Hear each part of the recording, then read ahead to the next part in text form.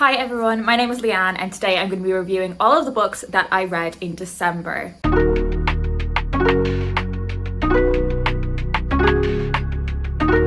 So I read quite a few books in the month of December. I think I read 16 books in total, although 5 of those were quite short and all part of the same series.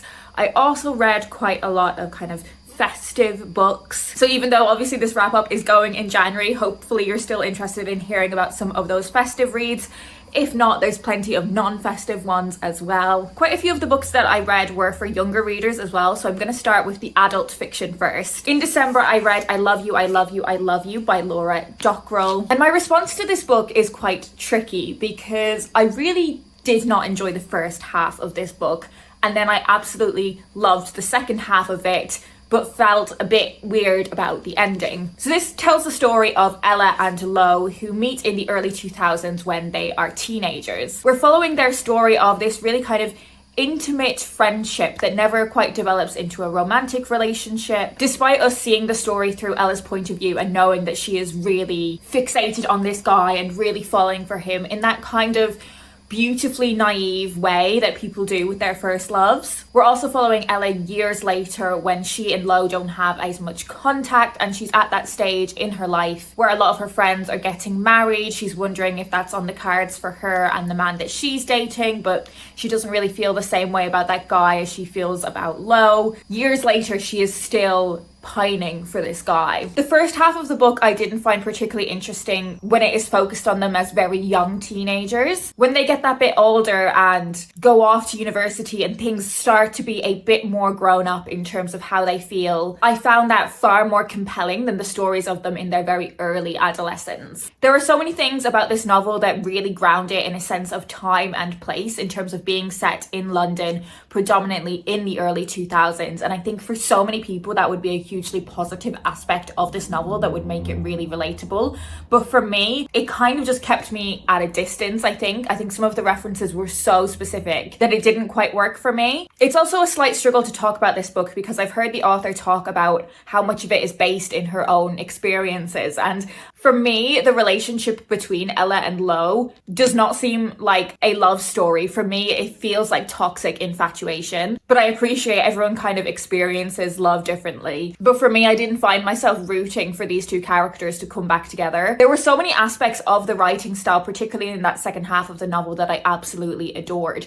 The way Laura Dockrell writes in this kind of stream of consciousness style, and I don't mean it in the kind of Joycean sense of stream of consciousness. We really feel like we are inside a very scattered, anxious brain that is running at 100 miles an hour, particularly in those moments of anxiety where she is trying to analyze what Lo is feeling, trying to analyze what his actions mean, what his words mean when those two things don't marry up. I think that feeling of anxiety of trying to work out how a man that is unable to communicate feels, all those kind of rush of feelings will be relatable to so many readers of this book. So it's such a tricky one to share a full response to because there are aspects of this book that is amongst the best writing that I've read all year, but as an overall piece, I can't say it's a new favorite, and there are like sections of this book that would make it onto my best books of the year list, which is coming up. It's the next video you'll see after this one. But then my overall response to the book is quite conflicted. If you've read this one, I would love to hear your thoughts on it. I also read Call It What You Want by Alyssa DeRogatis, and this is another book that really charts feelings of infatuation around one of your first loves. So this is set in 2016 and it's set in America, and we follow Sloane in her final year of college. So she's kind of got one eye on that university or college party lifestyle, but another eye on her future where she has ambitions of becoming a writer in New York. So she really doesn't want anything to distract herself from those aims.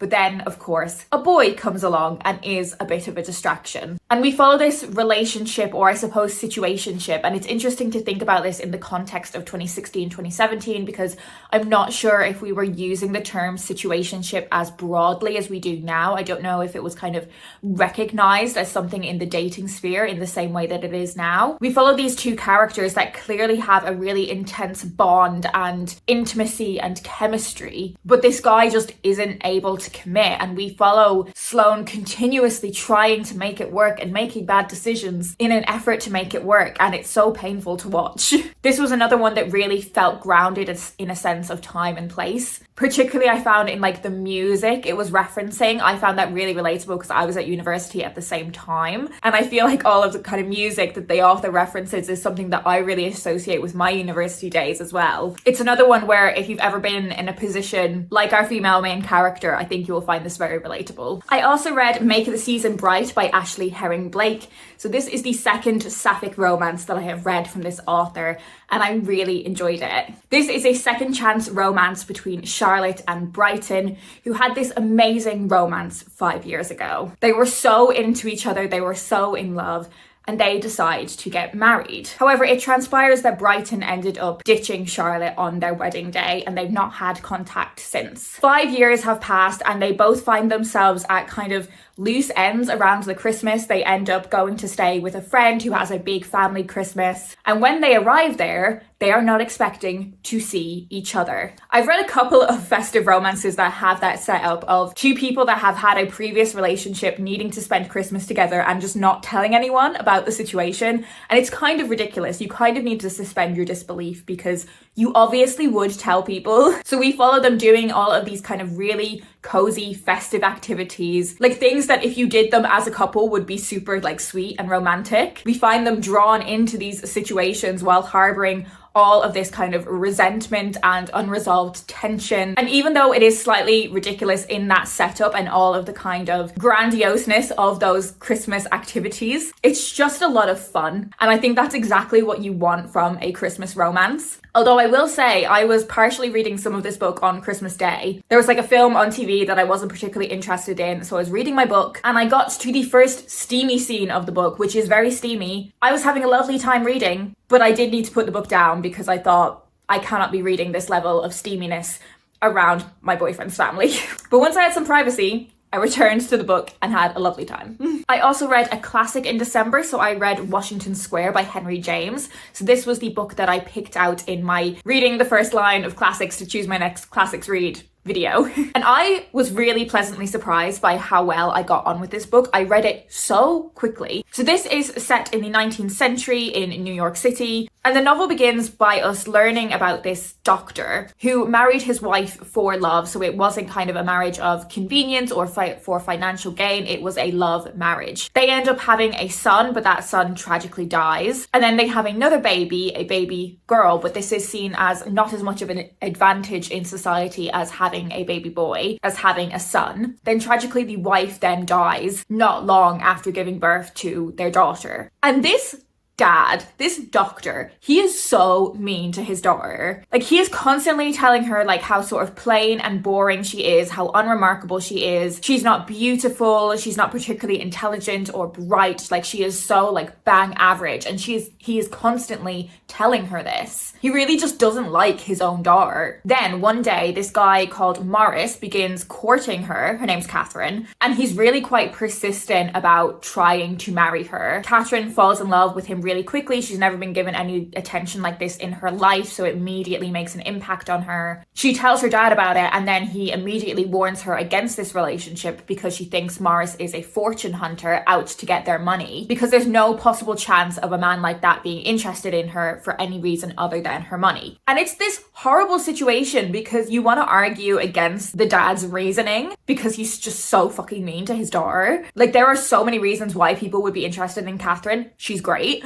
But then you also feel like he's probably correct and that this guy is just after the money. But I was gripped in trying to find out whether he was or not. The meddling aunties were fantastic. And I've read quite a few books that were written or based in this time period that look at this idea of what marriage meant for young women at that time in history and how that intersected with social class and finances. And I find the role that marriage plays for social mobility, social security at that time really interesting. So I really enjoyed seeing an American novel that dealt with those kind of topics as well. There were a couple of aspects of the writing style that I didn't enjoy as much. So there's this thing that the author does where he will start a chapter by saying, following the passage which I have just narrated, or there will be a piece of dialogue that will be like, said Morris in response to what Catherine had just said, which was just quite jarring. But overall, I really enjoyed this reading experience and I can't believe how quickly I read this book. And now moving on to the books for younger readers. So there are a few children's books and young adult books here, and as always, the books that I read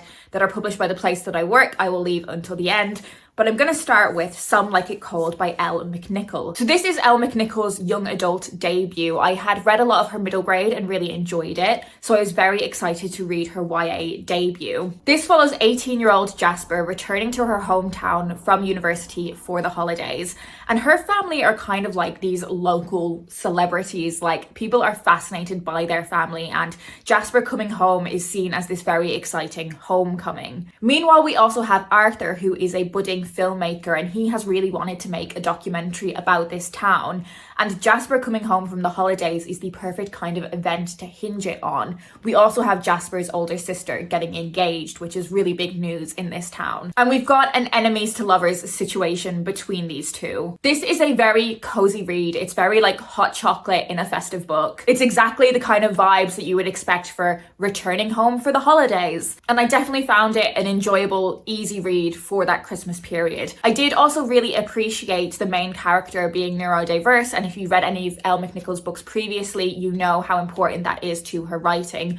And it was fantastic to see a main character love interest, but wasn't painted in a very kind of stereotypical way. Like, she is popular, she is sought after, and I don't feel like that's typically how people depict people with neurodiversity, which is silly. Overall, enjoyed this one as like a cozy, festive, quick read. Another cozy Christmas read I had was Junipers Christmas by Owen Colfer. This is the perfect festive read. I won't talk about it for too long because we have kind of moved past the Christmas period, but if you are looking to something to put on your list to read next Christmas, please bump this up. This is the perfect kind of cozy, magical middle grade that could easily be an amazing like Netflix film. It is about Juniper Lane, who one day discovers the mysterious Nico and his reindeer in the local park. Now, this local park is under threat of closure, which is a big running theme throughout the book, the kind of preservation of these community and nature spaces. Nico is kind of this reluctant helper to Juniper's situation because she's also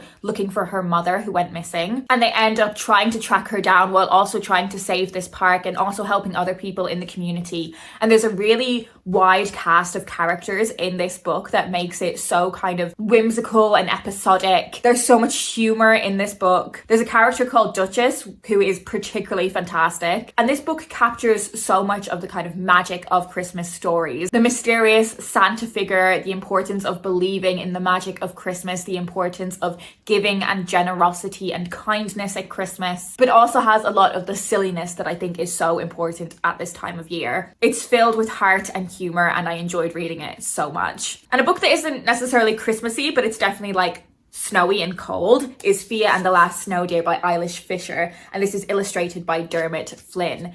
This is a book that is told in verse, which is one of my favourite storytelling styles, particularly for younger readers, and also the illustrations bring this story beautifully to life. It is set in ancient Ireland, and I found that so refreshing and enjoyable. We are following a young girl named Fia, who is living in this kind of eternal winter. There seems to be no promise of the snow thawing and entering a spring. But she is then told about a prophecy which tells of a sacrifice to be made in order to bring the end to this never-ending winter. And it is taught that the sacrifice needs to come from her snow deer. This is the worst thing that could happen for Fia. So she decides to flee along with her deer and a friend to go in search of the deer mother. And they think she will have some answers for her around how to avoid this prophecy. It is such a beautiful story of hope and friendship and connection between animals and the importance of nature, and it's just completely gorgeous. I enjoyed this one so much, and it's such a just gorgeous reading experience because of how kind of